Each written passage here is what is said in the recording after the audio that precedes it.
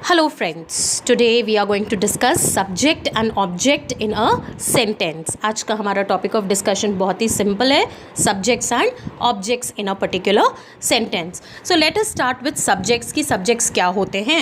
Okay, so subject is basically a noun doing something. एक noun होता है subject जो कि एक action को perform करता है. बहुत ही simple है इसको identify करना. Example आपके सामने screen पर है. He hit the dog. Who hit the dog? He hit the dog. Okay, so hit के सामने हम who लगाते हैं, what लगाते हैं या which लगाते हैं.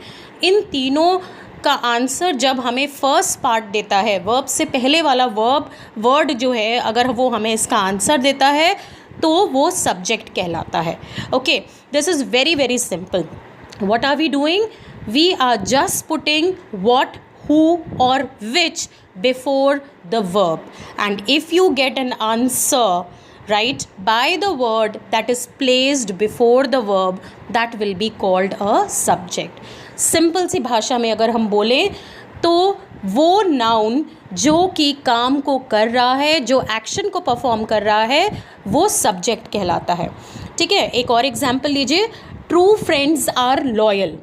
यहाँ पे who are loyal? True friends. तो आंसर हमें मिला ट्रू फ्रेंड्स से, तो ये हो गया सब्जेक्ट.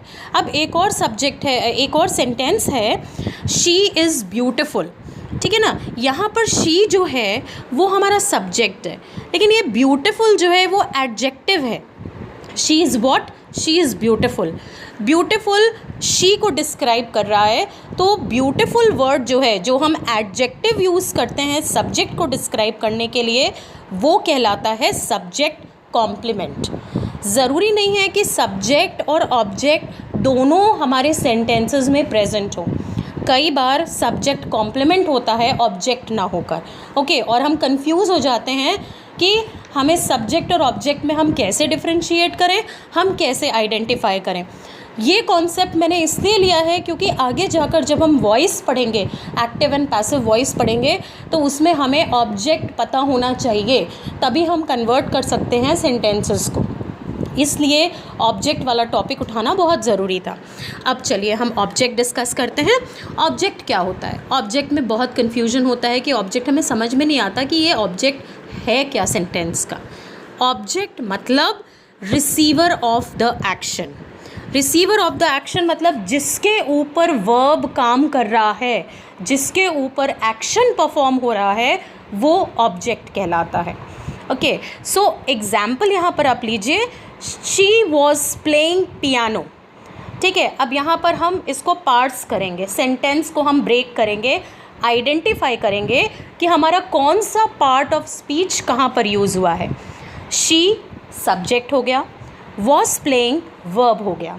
ऑब्जेक्ट को आइडेंटिफाई करना है कि सेंटेंस में ऑब्जेक्ट है या नहीं, तो हम वर्ब के बाद एक क्वेश्चन पुट करेंगे, व्हाट. व्हाट का आंसर अगर हमें बचे हुए सेंटेंस में मिलता है तो समझ लीजिए कि हमारे सेंटेंस में ऑब्जेक्ट है. अब इस क्वेश्चन को ही देखिए. शी वॉज प्लेइंग पियानो, हमने बोला she was playing what. Answer हमें मिल रहा है वर्ड पियानो से, तो ये जो वर्ड पियानो हो गया ये ऑब्जेक्ट हो गया. राइट, एक और एग्जाम्पल देखिए स्क्रीन पर. Arun kicked the ball. Arun subject हो गया, किक्ड वर्ब हो गया. हमने क्या बोला? ऑब्जेक्ट आइडेंटिफाई करने के लिए हमें वर्ब के बाद व्हाट लगाना है. अगर हमें व्हाट का आंसर रिमेनिंग पार्ट में मिलता है तो सेंटेंस में ऑब्जेक्ट है, क्योंकि जो एक्शन हो रहा है वो उस नाउन के ऊपर परफॉर्म हो रहा है. Arun kicked what. आंसर क्या है? जी हाँ, बॉल, यानी बॉल ऑब्जेक्ट हो गया. बहुत ही सिंपल कॉन्सेप्ट है ये, एक बार में समझ में आ जाना चाहिए कि जिसके ऊपर काम हो रहा है वो ऑब्जेक्ट कहलाएगा. Very simple, very very simple. Okay, अब ऑब्जेक्ट भी जो है वो दो टाइप के होते हैं. एक होता है डायरेक्ट ऑब्जेक्ट और एक होता है इनडायरेक्ट ऑब्जेक्ट. डायरेक्ट ऑब्जेक्ट क्या हो गया? The recipient of the action, the receiver of the action.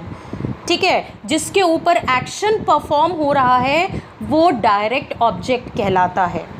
अगर हमें वर्ब के बाद what का आंसर मिलता है remaining part of the sentence में, तो वो वर्ड जो आंसर दे रहा है वो डायरेक्ट ऑब्जेक्ट कहलाएगा. I'll quote an example over here.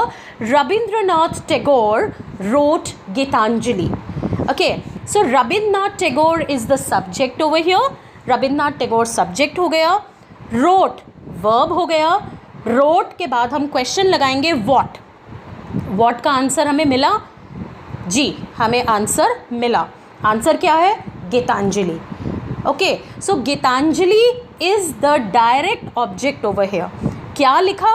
Book Geetanjali लिखी, तो ये डायरेक्ट ऑब्जेक्ट हो गया. यानी जो एक्शन को रिसीव करता है वो डायरेक्ट ऑब्जेक्ट कहलाता है, और जब एक्शन किसी के लिए किया जाता है तो वो इनडायरेक्ट ऑब्जेक्ट हो जाता है.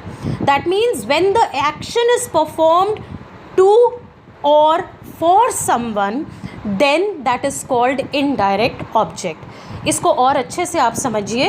एग्जाम्पल्स आपके स्क्रीन पर हैं, आप देखिए. माई mother gifted me a watch. My mother हो गया सब्जेक्ट, गिफ्टेड हो गया वर्ब. हमने क्या बोला? ऑब्जेक्ट फाइंड करने के लिए आपको गिफ्टेड के बाद वॉट लगाना है. ठीक है, गिफ्टेड के बाद आपने वॉट लगाया, आंसर क्या आया? वॉच. तो यानी कि वॉच जो हो गया वो डायरेक्ट ऑब्जेक्ट हो गया. अब अगला क्वेश्चन जो हम पुट करेंगे, टू हुम, फॉर हुम. गिफ्टेड टू हुम, वर्ब के बाद हम दो क्वेश्चंस लगाएंगे. वॉट लगाएंगे या फिर टू हुम लगाएंगे या फिर फॉर हुम लगाएंगे. अगर हमें वॉट का आंसर, जो वर्ड भी हमें वॉट का आंसर देगा वो डायरेक्ट ऑब्जेक्ट कहलाएगा. जो वर्ड हमें हुम का आंसर देगा, फॉर हुम का आंसर देगा, टू हुम का आंसर देगा, वो इनडायरेक्ट ऑब्जेक्ट कहलाएगा. तो यहाँ पर आंसर आप बताइए क्या हो गया? My mother gifted me a watch. Gifted what? A watch. This is direct object. Gifted whom, किसको गिफ्ट किया? मुझे गिफ्ट किया. So me over here is indirect object. I'll quote another example. Varun purchased a shirt for his brother. अब इसका answer देखने से पहले आप इसको खुद कोशिश कीजिए. ओके, परचेज्ड के बाद हम लगाएंगे what, क्योंकि परचेज्ड क्या है? वर्ब है. परचेज्ड what, आपको आंसर मिला. किस वर्ड ने आंसर दिया? शर्ट ने. तो शर्ट क्या हो गया? डायरेक्ट ऑब्जेक्ट हो गया. अब अगला क्वेश्चन हम पूछेंगे, परचेज्ड फॉर हुम, किसके लिए खरीदा? ब्रदर के लिए. तो ब्रदर क्या हो गया? इनडायरेक्ट ऑब्जेक्ट हो गया. एक्शन परफॉर्म जिस चीज़ के ऊपर होता है वो डायरेक्ट ऑब्जेक्ट कहलाता है, और जिसके लिए होता है वो इनडायरेक्ट ऑब्जेक्ट कहलाता है. आई होप आपको इस समझ में आ गया होगा कि डायरेक्ट और इनडायरेक्ट ऑब्जेक्ट होता क्या है. सेंटेंसेस में जब पूछा जाता है कि आप बताइए सेंटेंस में डायरेक्ट ऑब्जेक्ट क्या है और इनडायरेक्ट ऑब्जेक्ट क्या है, तो आपको पता होना चाहिए कि आप उसको कैसे डिफ्रेंशिएट करेंगे. एक छोटी सी एक्सरसाइज आपके स्क्रीन पर है. इसको सॉल्व करने के लिए और कॉन्सेप्ट को समझने के लिए आप इसको सॉल्व कीजिए, और अगर आपको कहीं कोई डाउट होते हैं तो प्लीज़ आप कमेंट बॉक्स में लिखना ना भूलें. आई होप आपको छोटा सा ये वीडियो पसंद आया होगा. So please like, share and subscribe to my channel for more videos which are going to come up soon. Thank you.